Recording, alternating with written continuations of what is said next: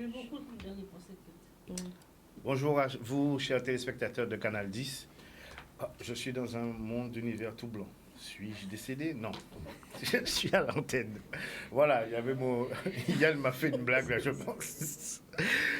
Bonjour à vous. Très content de vous retrouver.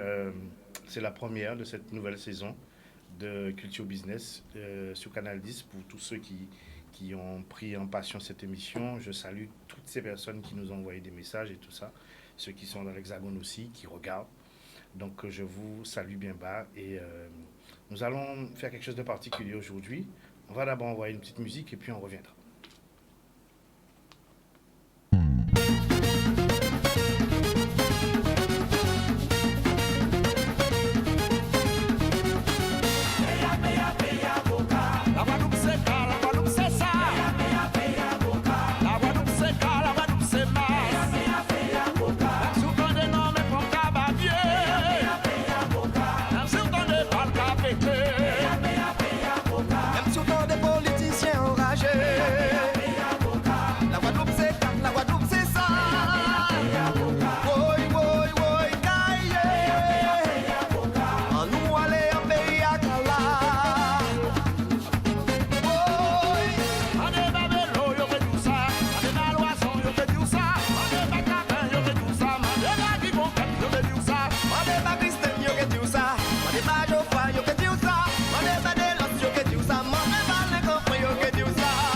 Voilà, j'ai tenu vraiment à vous offrir ce petit moment, cette musique superbe, avec M. François Landrezo et notre Patrice Sulman qui a rejoint le groupe Kassav. Et donc, de sommité pour une chanson, la Guadeloupe, c'est Pays Agoka. Et justement, il y a plein d'évocations des textes qu'on a qui sont très... on demande aux politiques qu'est-ce qu'ils font, on demande à... Tout le monde se questionne dans cette chanson. Et donc, je voulais introduire cette chanson avec cette nouvelle saison, puisque c'est une musique qui nous appartient, mais ce sont des sujets qui nous concernent et voir dans quelle mesure nous allons faire évoluer ce pays qui est en attente, qui souffre, le grand malade qui attend les bons chirurgiens, le bon remède et tout ça. Bonjour à vous, chères dames. Je vous laisse vous présenter parce que nous avons une nouvelle personne, on va revenir sur elle tout à l'heure, une nouvelle chroniqueuse, une nouvelle co-animatrice. Mais je reviens sur les traditions avec François Aimé. Comment tu vas? Je vais très bien. Bien dansé hier soir? Bien dansé à 200%. Dès qu'il s'agit de Patrick Saint-Éloi, c'est Timouna Pays là, on est là forcément. Non, mais ça a été un très bon moment. Et je veux ce matin vraiment remercier tous les téléspectateurs qui nous suivent, qui vraiment nous soutiennent par leurs commentaires, leurs messages, leurs idées d'émissions. Et je vous avoue que c'est toujours réjouissant de rencontrer. J'étais au marché il y a quelques jours et il y a une dame, alors je lance un petit coucou à Sylvie de Paris, que j'ai rencontrée au marché la semaine dernière, c'était samedi, et elle me disait comment elle était enjouée de savoir qu'elle allait retrouver notre émission depuis Paris. Alors je dis vraiment, Culture Business, on lui fait un beau coucou, et elle a dit qu'elle adore Patrice évidemment. Hein? Merci madame. Donc voilà, non, on revient cette troisième saison, ça prouve que ça fonctionne. On revient avec de nouveaux sujets, mais surtout toujours la pointe, la spécialité de Culture Business, c'est qu'on est vrai. On dit les choses telles qu'elles sont. Nous n'avons pas qu'à pour on chatte, pour on casse. Vraiment, on dit les choses. Et surtout, pourquoi on dit les choses, c'est pour trouver des solutions. Pour qu'on donne une large possibilité à tous les acteurs du monde économique de la Guadeloupe de s'exprimer. Et parce que je suis convaincue que c'est ensemble qu'on peut faire quelque chose. D'accord? Donc, c'est pour ça qu'on est là, en fait, pour cette troisième saison. Très bien. Je salue encore tes tenues légendaires. Merci. Tes lunettes qui font ton style et ton identité. Exactement. Sandrine, bonjour. Bonjour Patrice. Sandrine aussi était une nouvelle arrivée, un nouveau regard, une nouvelle vision, la pertinence et tout ça, et une expérience aussi dans le monde de l'entreprise. Merci d'être là et d'aborder cette nouvelle saison avec nous. Ben, merci à Culture Business de m'accueillir pour cette nouvelle saison au sein de son équipe. Je tiens à remercier particulièrement tous ceux qui œuvrent de près ou de loin au monde entrepreneurial, en tout cas à créer de la valeur ajoutée dans notre monde, parce que nous en avons véritablement besoin, Alors, est-ce que la Guadeloupe est en souffrance? Oui et non, selon les regards. Mais je pense que Culture Business a sa carte à jouer, que plutôt que d'aider, de donner des solutions toutes faites, effectivement, comme l'a dit France Aimé, emmener les gens à se questionner, les téléspectateurs, les chefs d'entreprise, les partenaires sociaux ou autres, ou politiques. Mais nous avons aussi notre part, chacun, à faire. Et on est d'accord que si on veut qu'un monde change, il faut d'abord changer soi et changer son regard sur le monde. Très bien. Tu n'étais pas en soirée hier soir, non? J'ai été un peu plus sage que France Aimé. Je ne voulais pas avoir de rides de poche pour la première saison, mais je crois pour la reprise. Mais faut que je demande à France Aimé ses conseils parce qu'elle n'en a pas du tout. Elle a la pêche en plus, donc je me dis que finalement, merci France Aimé, on va se voir à la fin de l'émission quand tu veux. Franchement, laissez-moi vous dire, un Guadeloupéen qui n'aime pas chanter, qui n'aime pas danser, qui n'aime pas bouger. Ah, écoutez, ça fait partie de notre économie, justement, parce qu'on était plus de 1500 personnes hier soir pour encore faire vivre la musique de Patrice Sellois, qui est notre musique, en fait. Ah non, mais sur ça, nous sommes d'accord. Je veux te dire, non, nous ne sommes pas... J'aurais pas été là, ça aurait été dramatique pour moi. Alors, nous ne sommes pas en train de remettre en cause et concernant mes poches, t'inquiète pas, je vais te donner les astuces. Oui, donne-moi les astuces. Mais bon, j'en ai pas naturellement, donc je ne vais pas vraiment pouvoir t'aider. Bon, ben écoute, au moins, on va se parler à la fin de l'émission, ça ira. Maman là qui travaille en l'eau, donc elle détend quoi. Non, mais c'est important. C'est important et je salue d'ailleurs l'entremise des organisateurs pour ce très beau spectacle. Alors même si j'y étais pas, je pense que les réseaux nous ont suffisamment... Tu as vécu ça. Voilà, je l'ai vécu en direct sur certains réseaux et j'ai trouvé ça très beau, très émouvant en plus. Beaucoup d'amour. Et puis je n'oublie pas que nous avons de grands. Alors, Patrick est parti, mais nous en avons encore de grands vivants. Et si j'ai un appel à faire, c'est voyons-les avant qu'ils ne partent, pour qu'on n'ait pas à faire des concerts mémoire uniquement quand la personne n'est plus là. Très bien. C'est bien dit. Magali, bonjour. Bonjour, Patrice. Je te laisse te présenter, puisque tu es nouvelle arrivée dans la structure de Culture Business. Je te laisse te présenter. Qui tu es? Qui es-tu? Je te remercie. Bonjour à toutes les personnes qui nous regardent. Je suis Magali Hachi, en effet. Je suis dirigeante de la société Maga Consulting. Donc, Maga Consulting, c'est une société d'externalisation. De manière plus précise, nous accompagnons les chefs d'entreprise dans la gestion quotidienne, en fait, de leurs salariés. Donc, dès que vous avez un salarié, on est d'accord qu'en France, l'administratif, effectivement, représente une charge très lourde pour le chef d'entreprise. Et donc, du coup, dès que le chef d'entreprise a son premier salarié, nous lui proposons de l'accompagner dans la gestion de la vie quotidienne du salarié, donc dès l'entrée du salarié dans l'entreprise jusqu'à sa sortie. Voilà, donc on se positionne en tant que partenaire de confiance et en vue de fiabiliser, de sécuriser la gestion, justement, de l'équipe de ce chef d'entreprise. Et Magali, la Guadeloupéenne, elle est comment? Quelle est sa vision? Quelle est sa passion? Mais Magali, c'est Magali le sourire et le réveil. Hein, donc, voilà, c'est moi, femme de challenge. D'ailleurs, c'est la raison pour laquelle aujourd'hui j'ai accepté de relever ce défi, hein, puisque effectivement, je n'ai pas l'habitude des écrans. Hein. On ne me connaît pas effectivement à ce niveau-là. Donc, aujourd'hui, l'idée, c'est qu'on puisse me connaître dans cette émission et surtout qu'on puisse, effectivement, je rejoins France Aimé et Sandrine, pour effectivement leur opinion, puisqu'effectivement, c'est en échangeant qu'au final, on pourra trouver des solutions. Et voilà, donc du coup, qui est Magali? Donc, je suis une personne authentique, dynamique. Moi, la rigueur est de mise. Et puis, je dirais aussi que j'aime les gens. Voilà, tout simplement. J'aime les gens et j'aime apporter, comment dirais-je, ma pierre à l'édifice. Voilà. Très bien. Alors, justement, dans le cadre de cette rentrée, puisque c'est une rentrée scolaire, mais c'est une rentrée aussi du monde économique, c'est une rentrée politique aussi. Les associations aussi font leur rentrée. Donc, à cet effet, nous avons décidé d'appeler la Chambre des métiers. Et nous avons au téléphone M. Jean-Luc Pierrot, qui est le directeur de la Chambre des métiers, qui va nous dire... justement, quels sont les grands enjeux là, de cette reprise et surtout en tant que chef d'entreprise, est-ce qu'ils ont pris des vacances? Comment ça s'est passé pendant ces périodes estivales, on va dire? et quels sont les dossiers qui sont les dossiers brûlants qui sont sur la table. Monsieur Pierrot, bonjour. Oui, bonjour. Comment allez-vous? Ça va, ça va. Merci d'être avec nous ce matin dans Culture Business pour la première.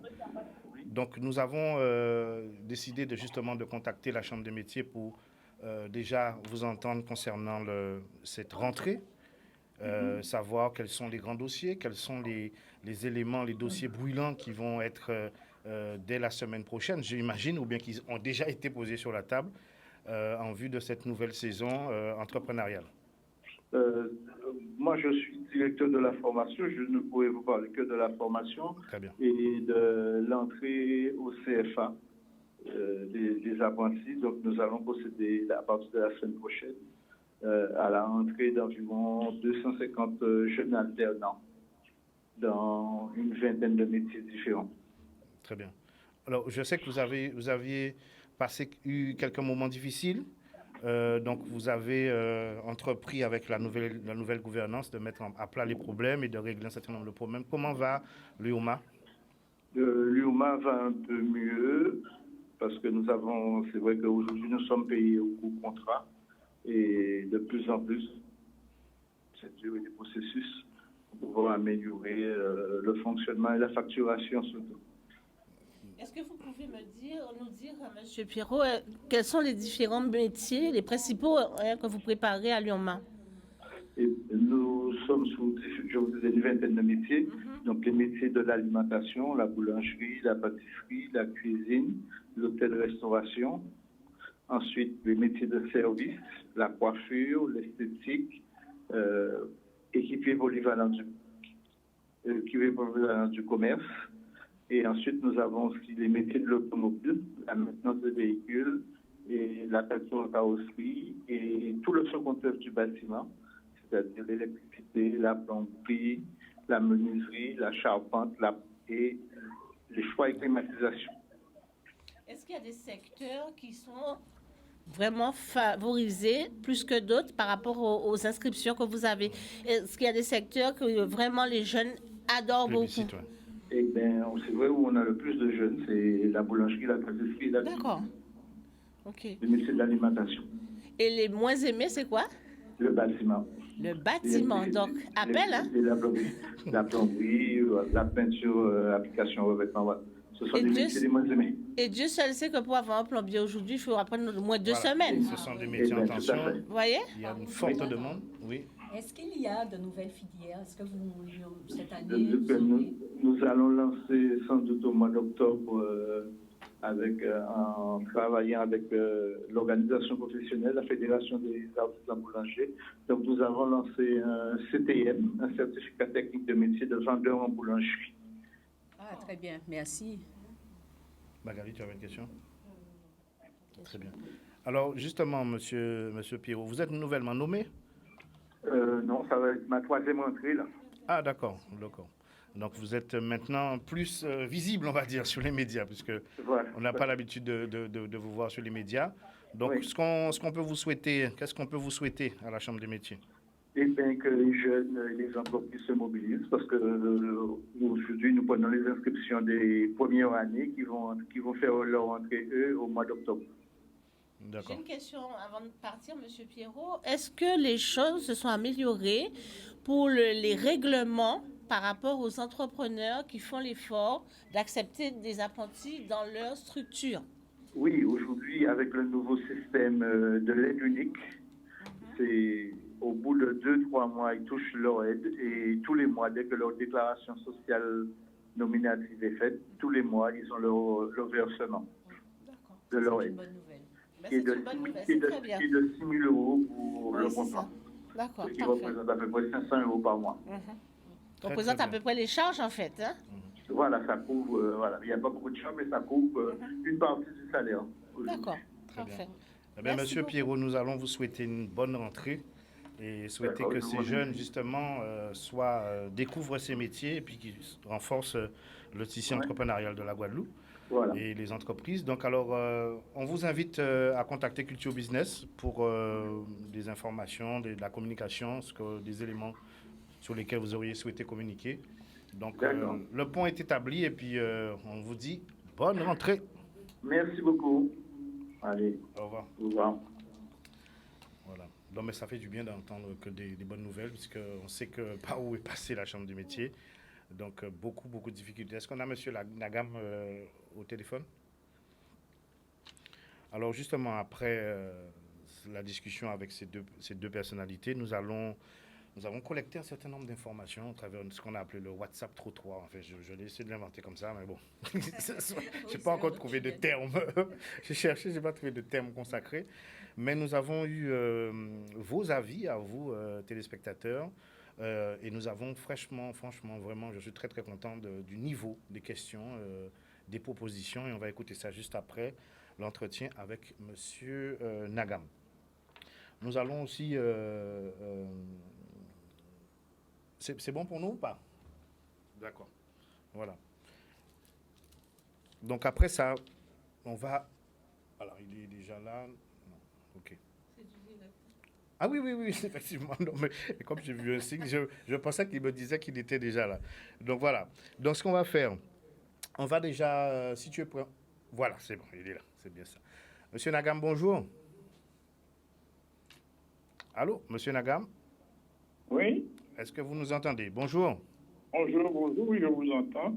Donc, merci d'être avec nous. Je rappelle que vous êtes le président de la Fédération des très petites entreprises et un président très, très actif.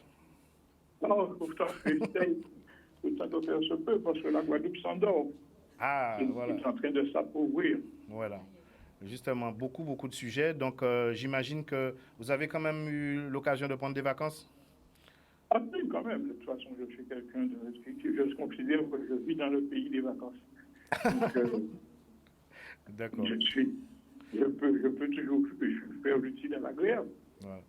Donc, alors, nous savons que vous avez mis en place pendant la première saison, puisque vous êtes plusieurs fois venus nous voir pour parler de différents dispositifs, et notamment avec l'accord avec Crédit Moderne, qui était un accord significatif. Alors, pour cette nouvelle saison, cette nouvelle rentrée, qu'est-ce qu'il y a comme dossiers épineux qui vont accompagner ces chefs d'entreprise, leur donner des solutions?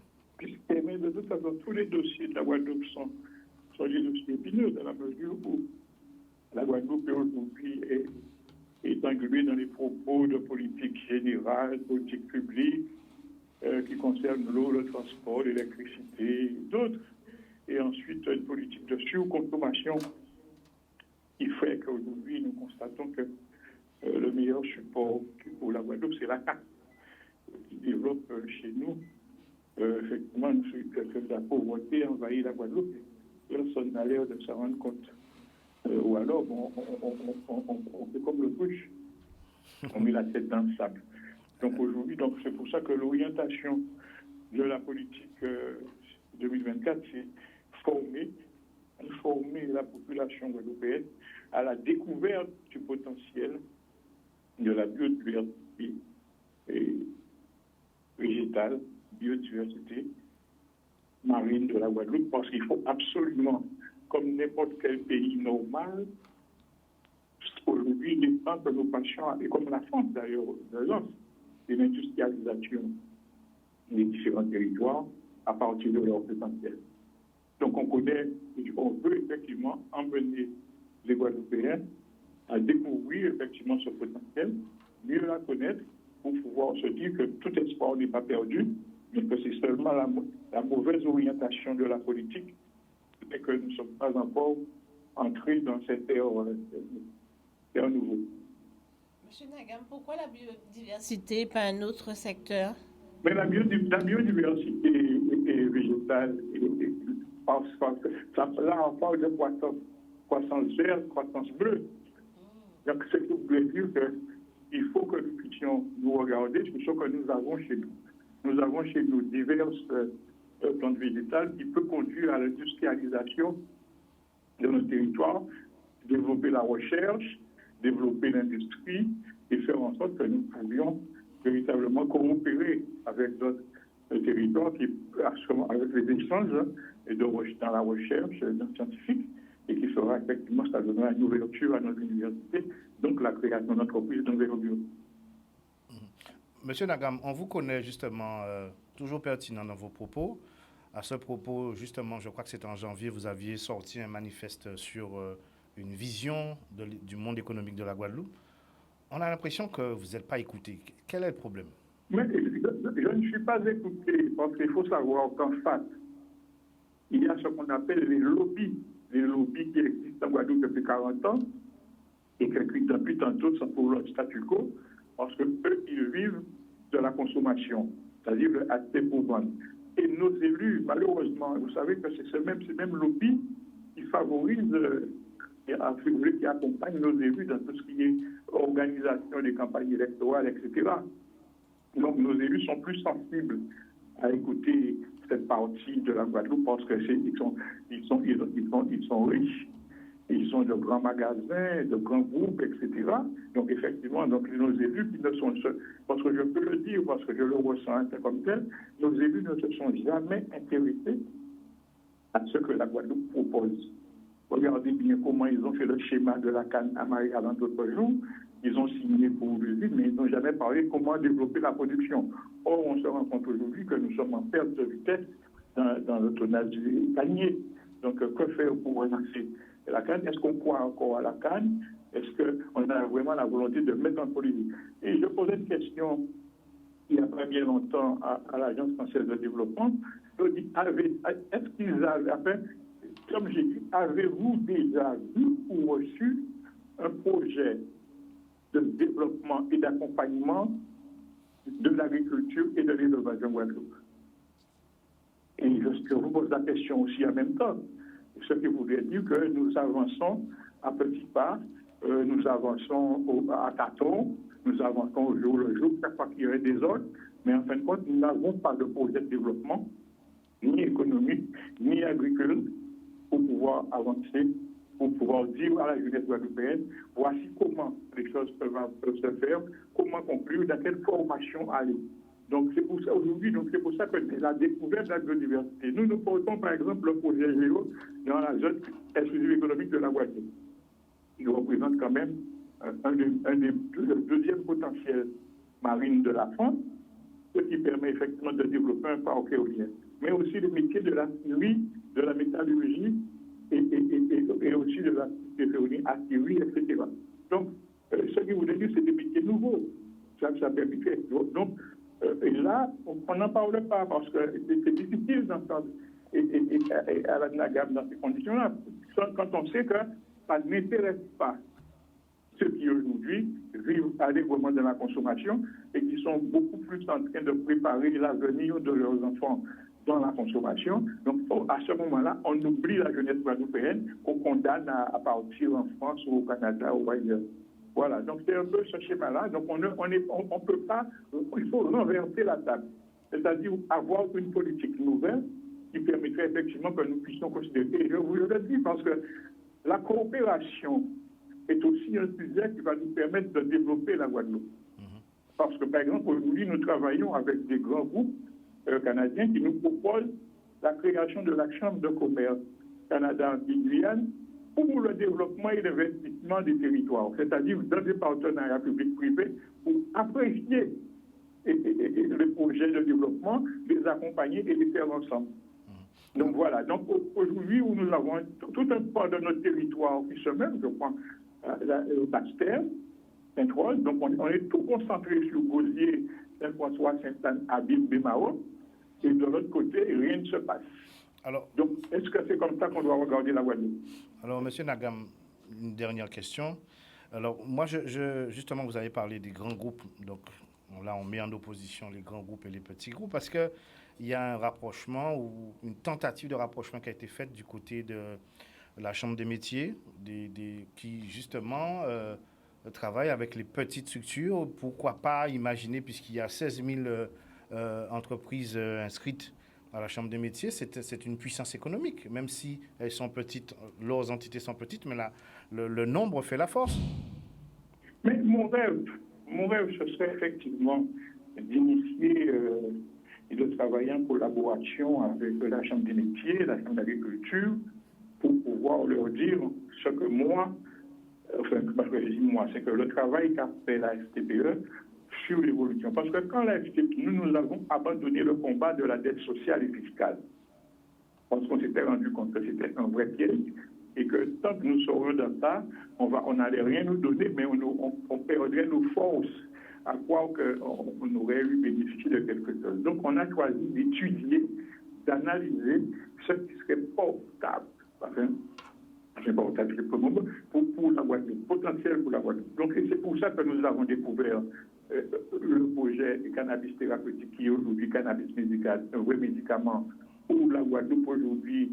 Avec nos scientifiques, on va pouvoir bénéficier de l'expérimentation clinique de la drépanocytose à partir du cannabis médical pour la Guadeloupe et la Guyane. Vous ne pouvez pas imaginer le regard du monde qui traverse nous, parce que quand vous faites une étude clinique, ça veut dire les chercheurs du monde s'intéressent au travail que vous faites, vous vont participer comme les Canadiens souhaitent participer. Donc les Américains vont vouloir, les Africains vont vouloir, etc. Et ça, on dirait que est-ce que c'est parce que c'est la petite FTPE ou bien c'est Alan Nagam qui en a bien en avant dans ce projet-là, comme on dit, on fait comme si ça n'existait pas, ou alors, etc. Moi, je suis très ouvert. J'ai permis à des décideurs politiques de rencontrer mes partenaires à Paris. La discussion a été très, très riche. Ça commençait à 16h pour se terminer à 23h, donc c'était riche. Et pour retour, on ne voit pas la mise en application de toute cette connaissance des choses au profit du développement de la Guadeloupe. C'est malheureux, mais bon, on fait avec. Voilà, bon, on a bien fait de vous appeler, puisque, en fait, dans Culture Business, on a bien, François l'a dit en introduction, hein, nous sommes là pour faire un diagnostic et on n'a pas de parti pris. Toutefois, quand il y a de l'intelligence, d'une réflexion, on la partage et on soutient. Donc, vous pourrez... Je suis en train de travailler avec deux jeunes. Un qui est à Londres, l'autre à Paris. Ils ont cherché à travailler le Namibie. Je les ai mis en relation avec un groupe qui développe le même système au Chili, au Pérou plutôt, et qui espère venir chez nous pour la qualité de nos eaux. Parce que nos eaux de mer, est plus chaude que du côté de l'Amérique du Sud. Donc, c'est vous dire qu'est-ce que nous représentons. Donc, ces jeunes-là sont en train de travailler. Bien sûr, je pense que quand ils seront prêts, et, ils ont déjà élaboré leur projet, ils pourront venir le présenter. Mais ça sera avec grand plaisir, M. Nagam. Donc, nous, on vous soutient. Merci pour votre investissement pour le pays. Continuez, et puis nous sommes à vos côtés. Merci pour le soutien aussi. Je voudrais vous dire, parce que ce que personnellement j'ai besoin, c'est de mettre en relation la jeunesse guadeloupéenne, en relation justement avec toute cette science intellectuelle et industrielle que je côtoie, pour justement donner. J'ai fait venir Christine Roussel de l'ammoniac ici, faire une conférence pour la découverte du potentiel de l'ammoniac, un vrai carburant. Très bien. Donc, c'est pour vous dire qu'il y a des choses à faire. Voilà. Beaucoup d'idées. Voilà. C'est des projets. Ça s'appelle M. Alan Nagam. C'est la Fédération des très petites entreprises. Merci beaucoup. Et puis, bonne rentrée à toute l'équipe. On va partir. Voilà. On part du côté de la pub et on revient juste après. Voilà. Bonjour Magali, ça va? Très bien, merci. Ça va. Donc je l'embête, c'est notre nouvelle recrue. Ah ben oui. Non mais on a commencé par visiter François, donc moi j'aime bien embêter. Elle est habituée. Donc voilà. Alors ce qu'on va faire, on a eu un certain nombre, on vous a consulté, vous téléspectateurs, pour nous dire quel sujet vous auriez aimé entendre développer sur l'antenne de Canal 10, sur Culture Business, et vous avez répondu ça. Oui, effectivement, j'aimerais bien savoir comment arriverons-nous au développement économique et culturel de la Caraïbe, des îles dites francophones. Voilà. J'aimerais bien qu'on débatte dessus. Tout simplement, parce que je crois que nous sommes mal barrés, à moins que... à voir. Oui, bonsoir, j'espère que tu vas bien. Ben écoute, personnellement, le sujet que j'aimerais entendre traiter, c'est concernant les difficultés qu'ont les chefs d'entreprise en Guadeloupe à joindre les services administratifs tels que l'URSSAF, le département, la région, bref, d'une manière générale, toutes les instances administratives où il est difficile d'avoir un rendez-vous, difficile d'obtenir des réponses, alors que les chefs d'entreprise qui ont souvent le nez dans le guidon n'ont pas toujours le temps pour traiter des choses administratives.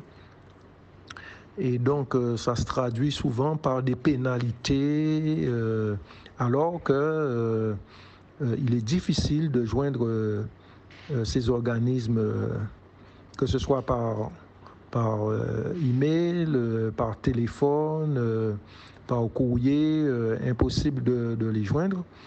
Souvent, le téléphone ne répond pas, on tombe sur un serveur. Voilà, et puis on a vraiment l'impression, nous chefs d'entreprise, que nous sommes des délaissés par les services de l'État, finalement. Voilà, moi c'est ce que j'aimerais entendre traiter. Voilà, je reste à ta disposition. Bye bye.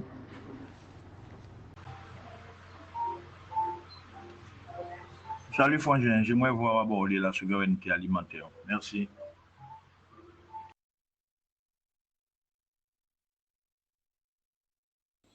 Bonjour, en tant que chef d'entreprise guadeloupéenne, il me paraît essentiel de développer une culture numérique qui soit proche des entrepreneurs, qui les aide à se développer, que ce soit avec une communication sur les réseaux, sur une communication sur des sites internet. Il me paraît vraiment primordial pour se développer au-delà de nos îles. Le deuxième point qui me paraît primordial, c'est le fait de pouvoir rompre la solitude du chef d'entreprise. En tant que chef d'entreprise, on est amené tous les jours à prendre des grandes décisions, des micro-décisions. Alors bien sûr, on a toujours un objectif, on a toujours un cap, mais pour certains points bien précis, ce serait intéressant d'avoir la possibilité d'avoir recours à des pairs qui pourraient échanger. Quelquefois, c'est juste la communication, l'échange qui permet d'avancer. Et le dernier point qui va dans le même sens, c'est de favoriser les événements de type networking qui permettraient de développer des partenariats et des synergies au service du développement de nos entreprises. Voilà, je vous écoute. Qu'est-ce qui vous avait fait réagir et ce sur quoi on va pouvoir développer, les questions qui vous ont sensibilisé? Je pense que ces différentes personnes nous ont donné de vraies pistes à développer. Je vais rebondir vraiment sur ces problèmes pour pouvoir joindre les différentes administrations, qui est un vrai problème. Et récemment, nous avons une influenceuse bien connue de la place qui avait fait Yemouna avait fait un suivi de ces épopées pour aller vers l'URSSAF, ne serait-ce que l'URSSAF, on pourrait parler des impôts, de d'autres bureaux, tout simplement. Cette difficulté, effectivement, et ce temps qui est demandé de prendre à l'entrepreneur, au chef d'entreprise, qu'il n'a pas forcément. Alors, c'est vrai qu'il y a des services de Magali pour ce qui est des services RH, mais il y en a d'autres qui font ce suivi, mais s'il vous plaît, ça devient... c'est une angoisse. Et c'est un temps que le chef d'entreprise n'a pas pour développer son entreprise. Donc, je te trouve bien gentil. Non. Alors, en fait, je ne veux surtout pas me faire d'ennemis, mais je vous avoue que moi, dans mon quotidien, je dirais que l'URSSAF, s'il y a un organisme que moi, j'arrive à joindre, c'est l'URSSAF. Alors, je ne sais peut-être pour quelle raison, mais moi, j'arrive à joindre l'URSSAF. Il est vrai que ça peut arriver que j'ai peut-être à composer le numéro 3 fois et à patienter. Mais bon, je suis persévérante et moi, je suis, comment dire, déterminée. Je les ai et j'arrive à résoudre mes différentes problématiques. Et franchement, au téléphone, alors quand je dis pour l'URSSAF, alors moi, en général, c'est l'URSSAF, la CGRR, j'avoue, il y a vraiment un gros travail qui a été fait au niveau des accueils téléphoniques. Moi, je trouve que j'ai des personnes en face qui me répondent, ils sont très agréables. Déjà, c'est très important, c'est très accueillant, très agréable, ils sont très professionnels. Avant, il est vrai que moi, je déplorais les services de l'URSSAF. Mais aujourd'hui, franchement, je trouve qu'il y a un gros travail qui a été fait. Mais après, c'est vrai que si vous appelez une fois, c'est sûr, ça peut paraître long. Mais moi, après, je me dis, aujourd'hui, il faut que j'appelle. Et puis finalement, mais quand elle est la suivante. On appelle l'organisme public. Oui. Est-ce qu'il faut appeler 3 fois, 4 fois pour avoir un organisme public? Alors maintenant, attendez, c'est public. Non, mais Francine, mais tu sais, moi, non, je suis franche. Moi, dans mon quotidien, j'avoue. Parce que moi, je le vis au quotidien. Et c'est vrai que souvent, on me dit ça, mais je dis, moi, je n'ai pas cette difficulté, je vous avoue. Je comprends. Hein. Ouais. Comment je vais te dire? Toi, tu es une entreprise de service, c'est ton métier. C'est ton métier. Le chef d'entreprise, le mécanicien qui doit livrer les voitures de ses clients, sa secrétaire, pour X raisons, s'il en a une, n'est pas disponible, ne peut pas faire le travail, tu comprends bien que s'il a besoin d'une réponse tout de suite, alors je ne suis pas en train de lancer de la pierre. Nous sommes là pour justement dire voilà ce qui se passe pour une partie de ceux qui souhaitent. Non, je ne suis pas en train de polisser. Je dis simplement, il y en a qui arrivent à joindre. Moi, quand j'ai besoin de mes informations, je vais les chercher. Mais tout le monde n'a peut-être pas mon degré d'abnégation, de persévérance, ni le tien, et ni le temps. Donc, ça, il faut quand même respecter que chacun fasse sa part du boulot, et je pense qu'on aura moins de revendications de la sorte pour ce sujet-là.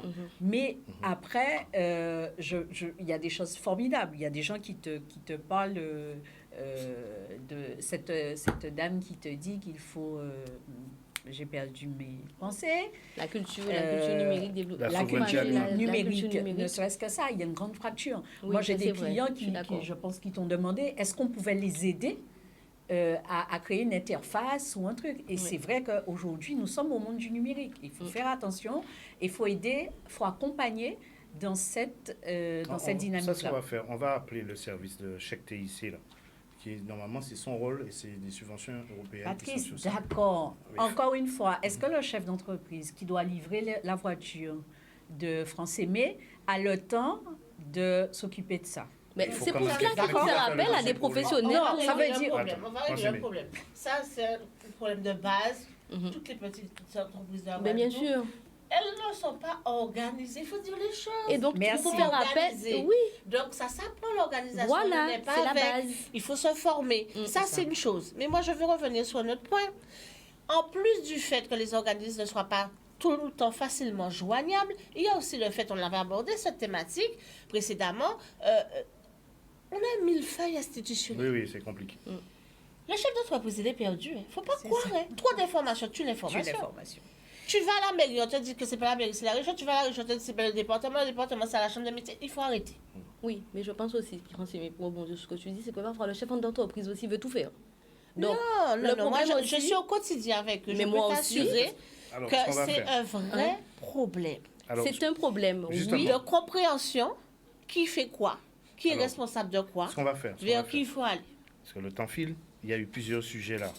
La souveraineté alimentaire, est-ce que ça vous parle? On l'avait déjà touché la première saison, oui. Il faut vraiment qu'on insiste dessus. Sur ça, sur la souveraineté alimentaire. C'est fondamental. Voilà. Parce qu'on entend très souvent parler de ce mot-là, mais concrètement, voilà.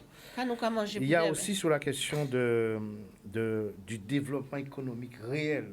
Le monsieur là, il était très sceptique sur l'avenir. Est-ce qu'on peut... Il rejoint monsieur Nagam. Il rejoint largement ce qu'Alan Nagam disait tout à l'heure. Ensuite, il y a eu la question de la digitalisation. On a parlé de favoriser le networking et surtout la question de la solitude du chef d'entreprise, dont on a parlé aussi.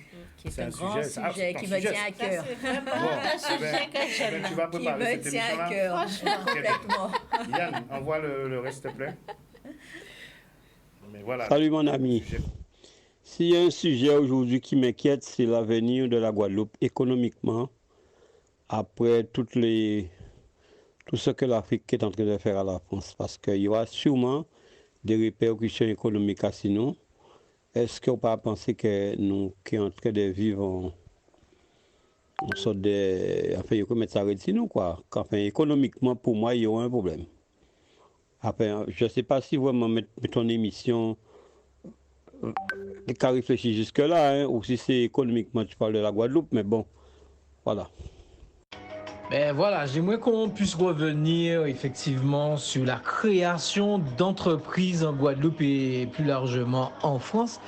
Lorsqu'on sait que comment c'est lourd en termes au niveau administratif.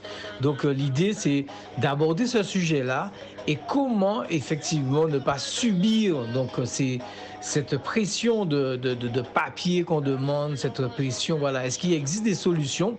Est-ce qu'il y a des gens qui peuvent aider effectivement ces porteurs de projets, hein? Parce que je pense que beaucoup de jeunes veulent entreprendre, sauf que bon, c'est compliqué. Lorsqu'on sait comment c'est pénible, donc c'est ça, en fait, il faut l'avouer, c'est un parcours de combattant. Et là, donc, comment effectivement donc mettre le pied à l'étrier, redonner confiance à cette jeunesse face à cette lourdeur administrative. Donc, c'est ce que j'aimerais qu'on puisse en débattre dans l'émission. Oui, donc Patrice, je te disais, donc moi, ce que je trouverais intéressant comme sujet économique, je vais t'en donner 3 parce que je suis un peu long sur le premier audio. Premier sujet, octroi de mer, donc bilan en fait, donc c'est-à-dire à partir de la genèse, histoire de cette taxe, à quoi elle sert, c'est quoi sa fonction et ce qu'elle a permis de financer, de contrôler, de maîtriser sur le marché intérieur. Donc quel est le bilan de cet octroi de mer? Pas mal de personnes en parlent, donc, je pense notamment à Gilles Casimir, je pense à Alain Plaisir et d'autres. Hein. Il y a des économistes aussi également. Donc intéressant de solliciter des matous à part ça, d'autres, pour pouvoir voir un petit peu cette octroi de mer, qu'est-ce qu'il apporte en gros à la Guadeloupe. Voilà, c'est un petit peu ça. Deuxième sujet que je pourrais trouver intéressant, ce serait la question des filières. Donc les filières en Guadeloupe, notamment dans le BTP. Donc je sais que récemment, donc l'UDEBDF avait fait un sujet sur la filière bois. Donc concrètement, comment en fait les choses sont pensées stratégiquement au niveau des pouvoirs publics pour qu'effectivement on ait une logique de filière, de marché de niche pour que justement il y ait un développement endogène. Donc filière et notamment la filière bois, mais pas que cette filière-là. Ça c'est un deuxième sujet. Oui, troisième sujet, donc en économie, je pensais à... Alors, il y avait Willy Angel, à l'époque, avait fait un sujet, il avait travaillé là-dessus, la CCI, sur la question du cabotage, c'est-à-dire quel potentiel que ça représente. En fait, on sait qu'il y a le problème du transport en Guadeloupe, donc le potentiel du cabotage en termes d'économie et de collaboration, partenariat économique avec nos voisins proches, c'est-à-dire Sainte-Lucie, Dominique, Martinique, donc le cabotage. Bonsoir. Alors, un sujet que je trouverais intéressant, ce serait...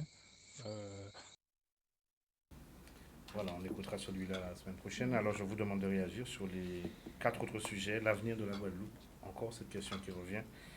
La création d'entreprises, la lourdeur administrative.